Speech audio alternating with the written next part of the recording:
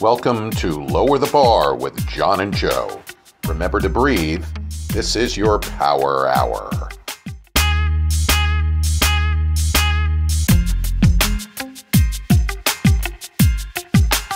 Hi, everybody. Welcome back to Lower the Bar with John and Joe. I'm John. And I'm Joe. Welcome. We are so glad you're joining us again. And we want to thank you for all the emails you guys have sent in to us. And we have read them, and we want to continue because a lot of you talked about being an empath and just want to cover more bases and the topic and just, go over everything more. Yeah, so and people understand. Chances are that because we've talked about it so much, if you've joined us in the past, that you recognize either that you are or someone in your family or a friend is an empath. Now, before we dive into a discussion of being empathetic, there are just a few things that we want to talk about that will enhance our discussion. And the first thing is just understanding how everything living, everything has a frequency. Trees, people, animals, the earth. And would you like to talk a little bit about that? Rocks, yeah. Everything, even plastic. Even things like concrete, because they're created.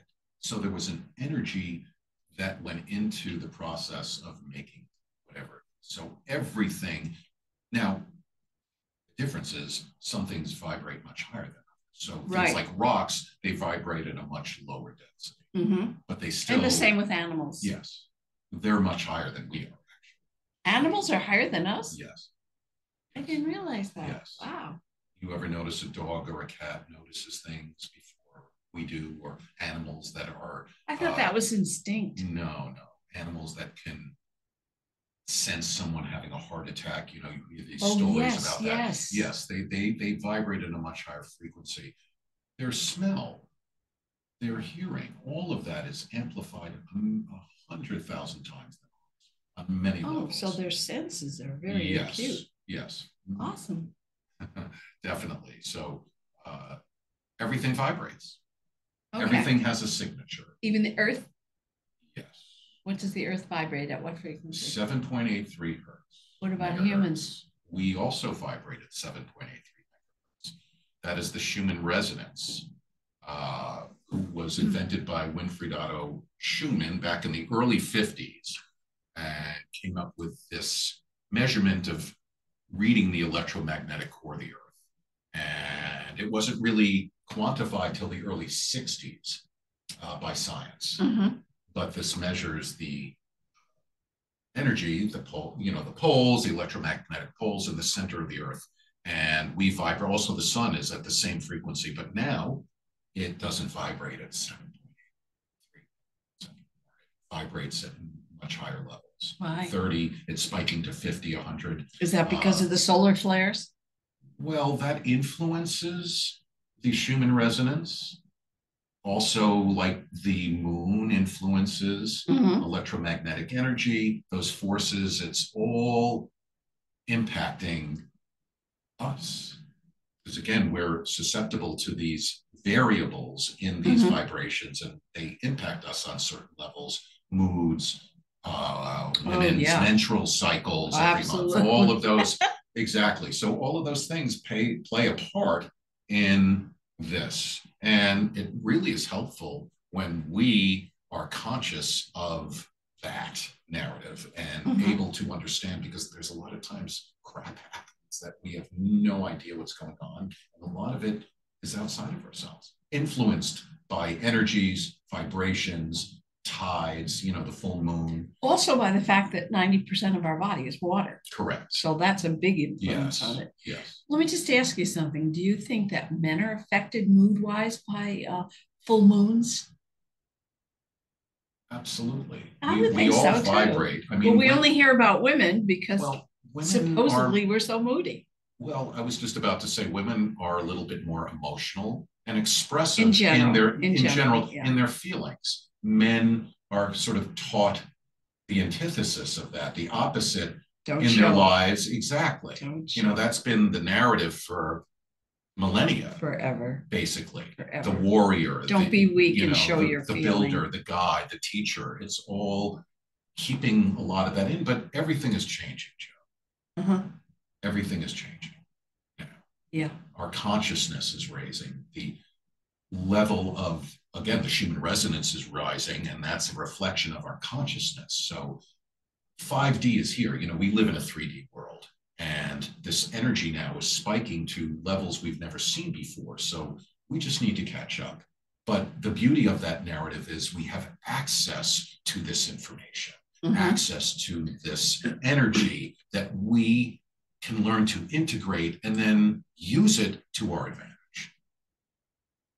Whether it's medicine, whether it's emotional healing, on many levels, it has an impact on our lives. And it's really up to us, people like us, to share this information so people can access this. And again, through our podcast, we're going to teach you all how to access this information and let it work for you, because that's the whole idea of this. And understand your feelings. Podcast and what we do. Yes, absolutely. Yeah. Identify. It is interesting that society has always allowed women, I say allowed, I say that word reservedly, to show their emotions and have intuition. But when intuition leads them to a response to something that doesn't have a scientific background, then it's, wait a minute, what makes you think that?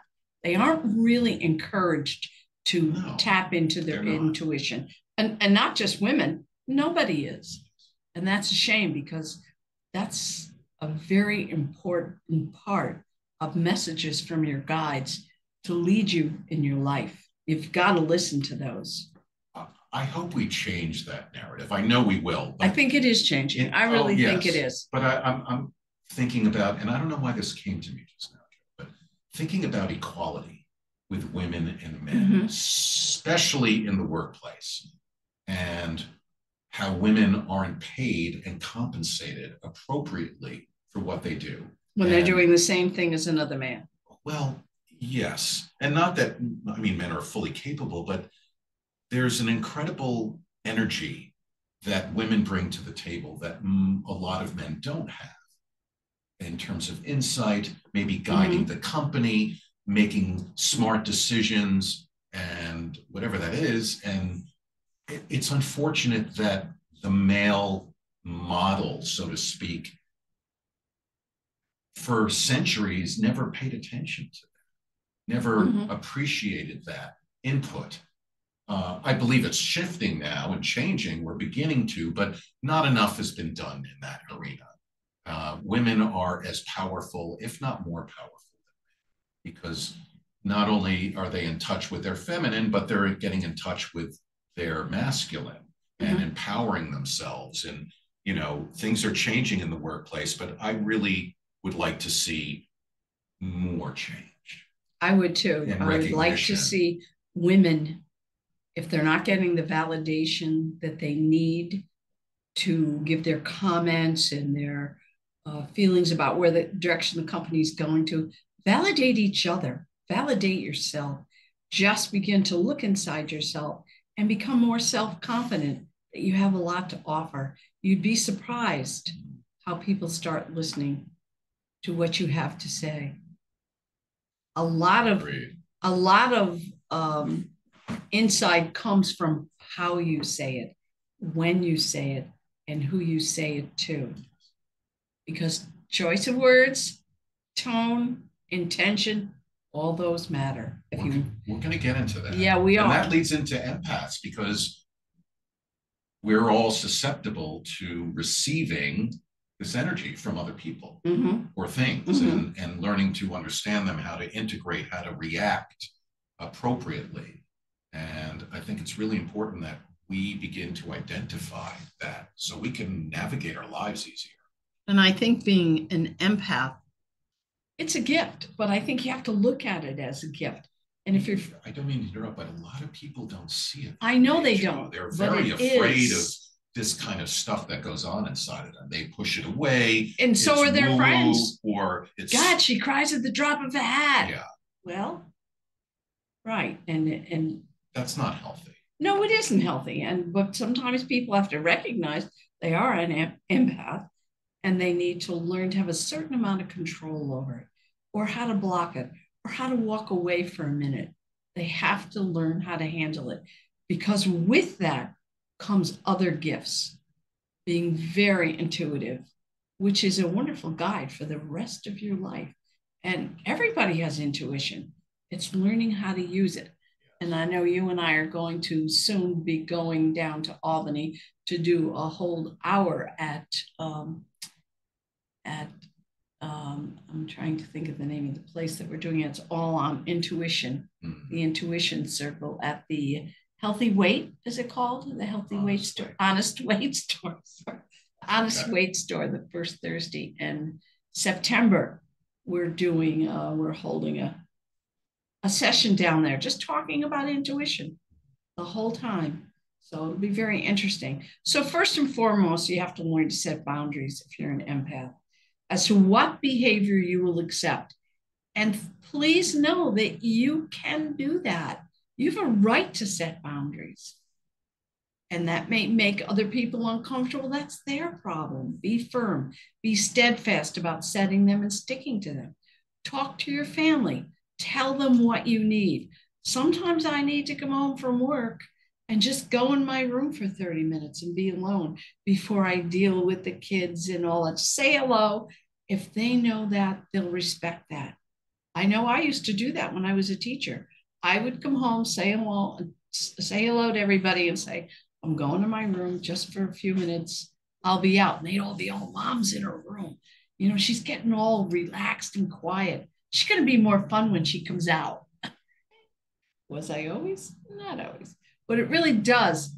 And it also makes you feel good that you've explained yourself to your kids, and they might be an empath. In my family, that's really what happened. I didn't even know I was one. What my daughter said to me, Mom, you got to stop saying to me, why are you so sensitive? I'm an empath, Mom. And she taught me what an empath was when she was about 17. We need to be, let me change that. We need to exercise patience and acceptance of this. Again, there are a lot of family dynamics, Italian, they're very different kinds of backgrounds, but a lot of it is the same. There's a commonality in a lot of families, and these types of feelings aren't really that accepted. And we just need to be a little bit more tolerant and understanding of people that are going through this. So we just have to educate the people around us. Absolutely. Because they probably don't have anything to compare it to if they've had no experience, especially women being powerful in the workplace. There are so many cultures that still believe that, okay, you can get a job, you're helping support the family, but you know what? Most of the time you need to be home with the kids. You need to be the one that comes home earlier. You need to be the one that takes the sick day. And that's old world thinking. Yes, it is. We are three-dimensional. Yes, we are transitioning to a different kind of world going forward now. And that's hopefully where we're going.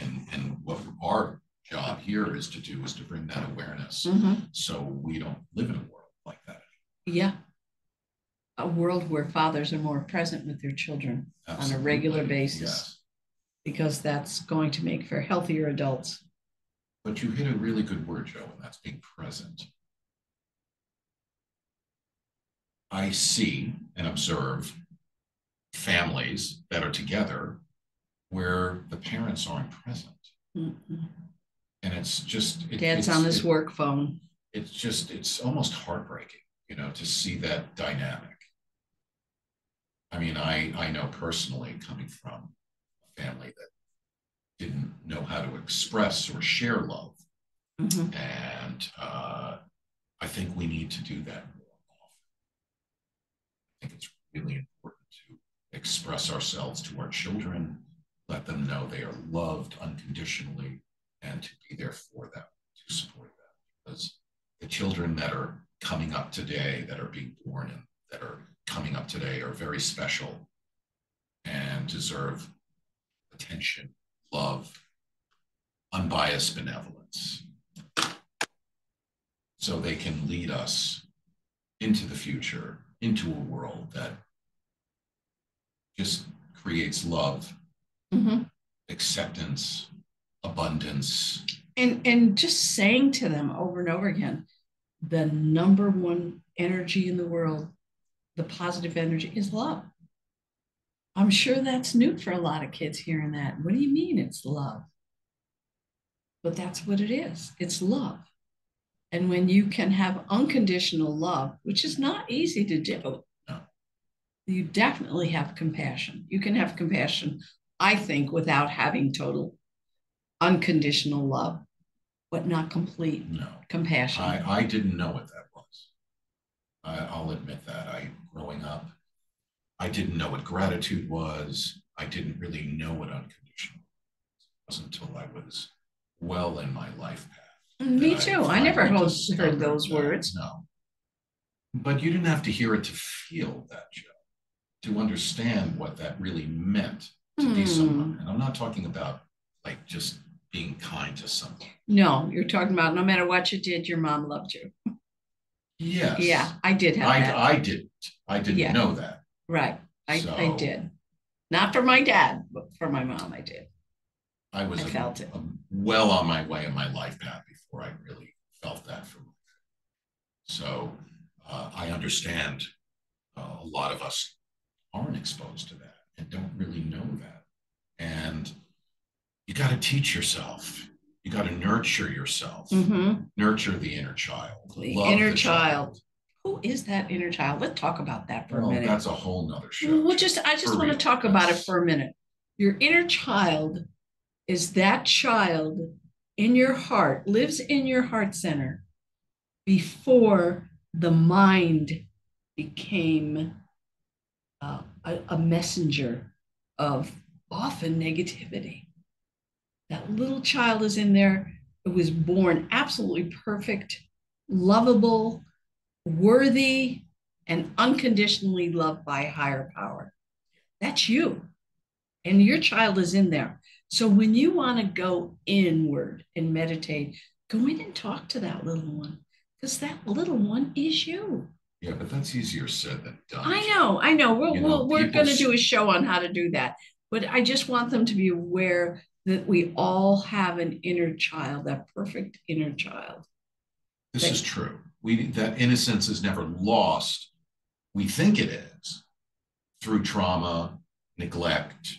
There's so many sort of diagrams that create that narrative, but the truth is it's always there. We just need to get in touch with it. And the most important pearl I guess I can give you guys is learn to nurture yourself, because there are many of us who will never get it from our parents, ever.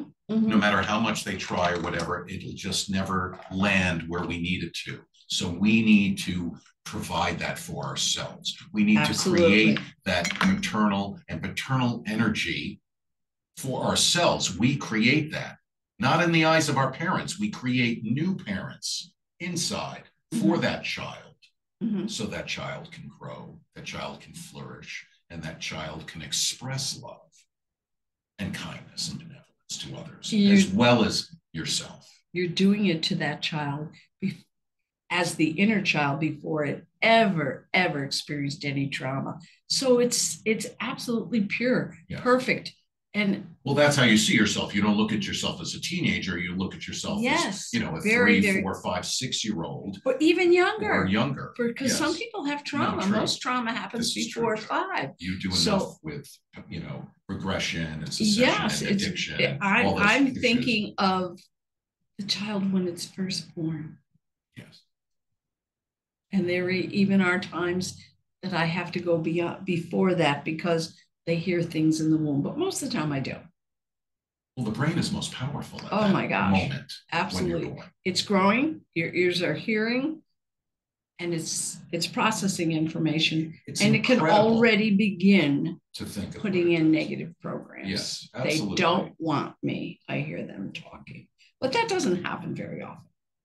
But it does. So I always have to figure out when I'm doing regression sessions with my clients, at what point where will we find the inner child? the one that we're looking for before any of this happens. And I always find it. Yeah. And it's a joy. Most people, when they're done with me, say they meditate there. They go into that heart center with that little one and meditate because there's just a purity about it. Well, it's such a beautiful discovery. Yeah. It was, for me personally, it was one of the biggest and most profound moments in my life when I was able to nurture my child and love myself. When did you learn you had an inner child? Oh, from a very young. Really? But I'm very unusual, yeah, because I went away to school and lived on a Gestalt community.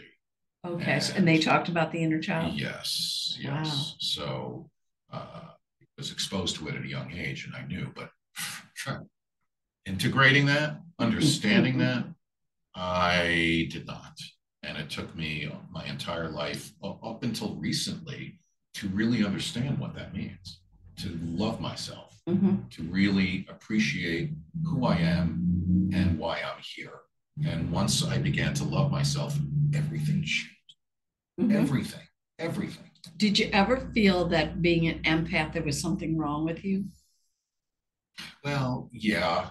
Yeah, I did too. I felt, why am I so sensitive to everything I hear and see? I felt different from everybody. Yeah, I did too. I did too. Even though I was one of the most popular kids. It doesn't matter. You don't feel like you're fit. No, I never did. And I had great friends too, but I always felt there was something different, something isolated. And then strange things would happen to me in my life. Either dreaming something and it happened, or other types of events that impacted me that I really had no understanding. It was very difficult to understand. It wasn't until, again, I was a grown man, well along in my life path, that I had any understanding of what happened and why I did what I did. And then what changed everything for me, for real, when I realized that everything that happens in my life is only about me. It's not about anybody else. And when I took that responsibility, everything began to change inside. And what manifested around me, everything began to synchronize, everything changed. But I had to accept the good and the bad, that what is happening to me is my lesson and my lesson alone. And once I took ownership of that, I could change it. Yeah. Once you developed an awareness, because some people don't even have that. That was my key. Everyone's different, but that was the key that unlocked sort of my mastery of myself, understanding that. And then I was able to move forward and change my life completely. Yeah. And I love my life. I'm so happy and content and vibrate at a level that, and I have an impact on other people's lives. Yeah. And having both those, of course, having an impact on other people's lives can create a higher state of happiness, I think. I find absolutely. That. But it's interesting, again, when I found that discovery, I wanted to be of service. I wanted to help other people. It wasn't even a thought or discussion internally. It was just something I had to do. It's the only thing that made me feel good inside, was doing for others. But once you find the keys to fix yourself, so to speak, you want to share them with other people. Yes. Well, it gave me a sense of purpose. Oh, yeah. I never had a sense of purpose. Gives you a sense of purpose. Because how many people can you, while you're here on Earth, impact enough that they are happy and can impact others? Yes. I mean, But this is how we elevate the consciousness of this time, the people on this earth. This is how we elevate. This is how we're going to change our future. Every little act of kindness, people, propels us forward, elevates us, raises the vibration of this planet. The Schumann resonance, literally, it's all about love and kindness and giving. And that's where we all need to resonate. Yeah, every day. So many of you have emailed us and asking for lists that you might read to indicate what kind of empath you are. And I'm going to tell you, that this book, I'm handing it to you this time because we've had some issues before. I was looking forward to knocking it over. Oh. Yeah. Okay. I don't know if I really need my glasses. The Empath Survival Guide. I'm going to read you a few of these. This book is fantastic. Absolutely fantastic. We've talked about the emotional and the physical kind of empaths, but there are so many more. I'm just going to read you some of them. The intuitive empath, where you experience extraordinary perceptions, heightened intuition, telepathy, messages in dreams, animal and plant communication. This is John. Some of these are me too, but John is very telepathic. Within the intuitive empaths, you're going to find the telepathic. They receive intuitive information about others in present time. I don't have my glasses. Then you have the precognitive empath. They have premonitions about the future while awake or dreaming. So think about this. Do you have these? Or the dream empath. They have vivid dreams and receive intuitive information about relationships, about jobs, whatever. Listen, pay attention to this. These are messages meant for you. Every single one of us is born with guides. And those guides will not do anything for you unless you ask them to, because we have free will. Then there's the mediumship empath. They can access spirits on the other side. Plant empaths talk to their plants. Plants love you to talk to them kindly. Earth implants, they're totally tuned into our solar system and ground themselves regularly, walk on the grass, very in tune with the weather. And animal empaths. I think we all know people who just can walk into a room and the dogs all run to them. I'm one of those people that animals love. And I love animals, even though I don't have one. Oh, yeah, you too. So those are just a few of them. And I think it's important now for us to talk about. Please send us emails about what you would like to do in the podcast. We might already have a plan for next time we do.